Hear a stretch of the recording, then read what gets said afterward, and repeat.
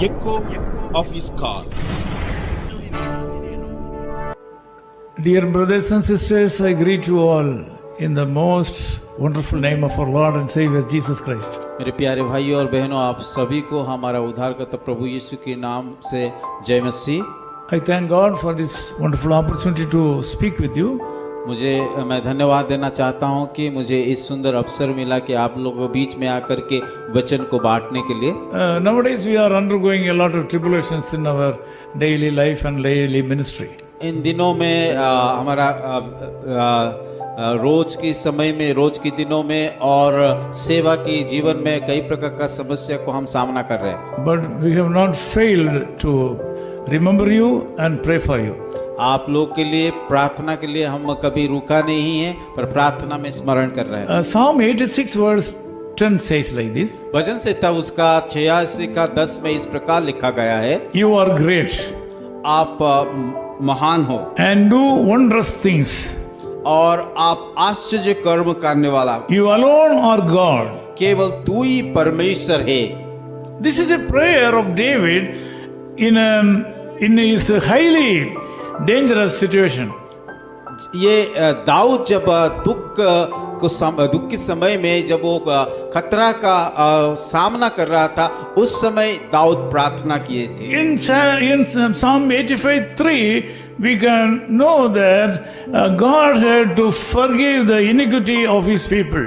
और जब हम भजन संहिता उसका 85 का 3 में देखते हैं, परमेश्वर उनके लोगों को क्षमा किया है। So we can understand that it was a time when God's people go away from him and they are talking something and doing something against him. और ऐसा एक परिस्थिति था कि परमेश्वर का लोग परमेश्वर का रास्ता छोड़ करके उसके विरोध में काम कर रहे थे, और उस समय की घटना है।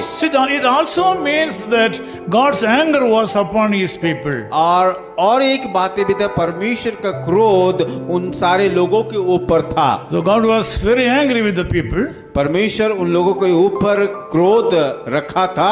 Because of that, in Psalm 85:6, Bible says, David was praying, "Will you not revive us again, that your people may rejoice in you?"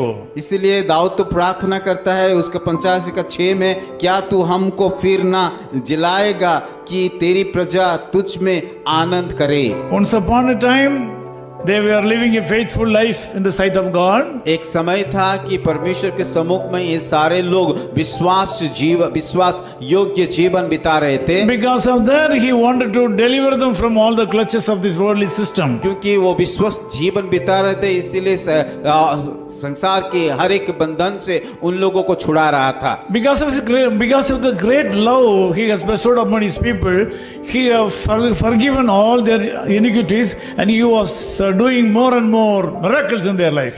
परमेश्वर उन लोगों को ऊपर इतना प्रेम रखा था, इसीलिए वो दिन प्रतिदिन उन लोगों के जीवन में आश्चर्य कर्म कर रहा था और उन लोगों को छुटकारा दे रहा था। Then because of the wrongdoings of the people, the Lord God wanted to forsake them.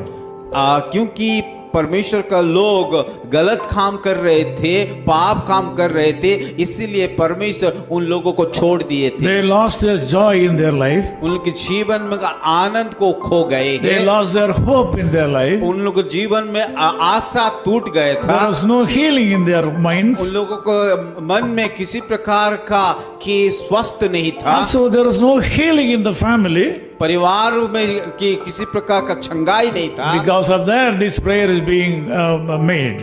इसीलिए ये प्रार्थना वहाँ किया गया है। Will you not revive us again?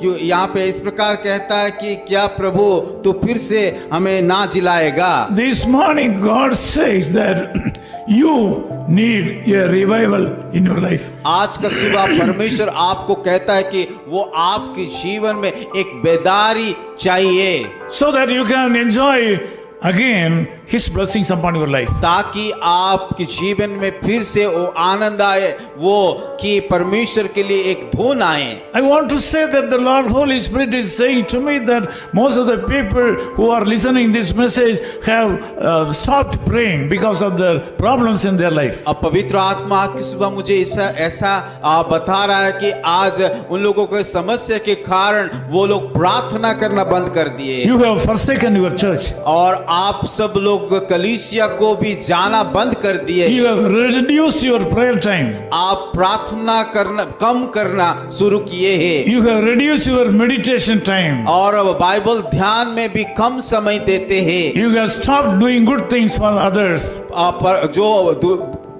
दूसरे लोगों के लिए जो भलाई का काम करते उनको बंद कर दिए हैं। In fact, He is willing to give you the joy and blessings again, which you have been experiencing previously. जो आनंद आप खो गए, जो शांति आपके जीवन में खो गया, फिर से दोबारा वो देना चाहता है। Let us pray together. आइए हम सब मिलकर के प्रार्थना करें। Lord, revive us again. प्रभु फिर से हमें कि जिलाइए। Lord, send us a fresh revival in our life, प्रभु हमसे एक नया बेदारी हमारे जीवन में दे प्रभु, so that we can rejoice in our life, ताकि हमारे जीवन में आनंद को कर so पाए, that we can enjoy your blessings in our life, ताकि हम आशीष को अनुभव कर पाए, so that we can reciprocate the blessings to others. ताकि हम दूसरे के लिए भी एक आशीष का कारण बन पाए। Lord, thank you so much for this wonderful time. प्रभु इस सुंदर अद्भुत समय देने के लिए हम धन्यवाद करते Lord, we हैं। are undergoing sufferings. प्रभु हम दुख से होकर के जीवन को बिता रहे हैं। God's children like us are suffering प्रभु का लोग कई प्रकार का दुख का सामना कर रहा है। in every area of our life. प्रभु जीवन की हर एक क्षेत्र में वो लोग कठिनाई का Even सामना कर then रहे we हैं। declare you प्रभु फिर से भी हम की घोषणा करते that हैं, you are great प्रभु आप महान हो, and you are doing wondrous things in our life. प्रभु आप आश्चर्य कर्म हमारे जीवन में कर रहे हो। So we redeclare that you alone are God, you alone are God. फिर से हम घोषणा करते कि प्रभु यहोवा तू ही केवल परमेश्वर है।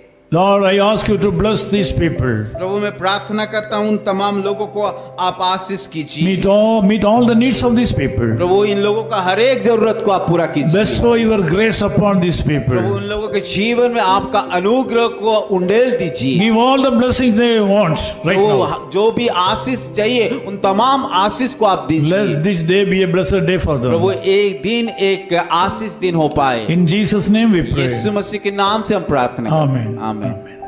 His call ministry is 10 Muhammad Abdullah 2nd Street, opposite International Cricket Stadium, Chepauk, Chennai 600005, India.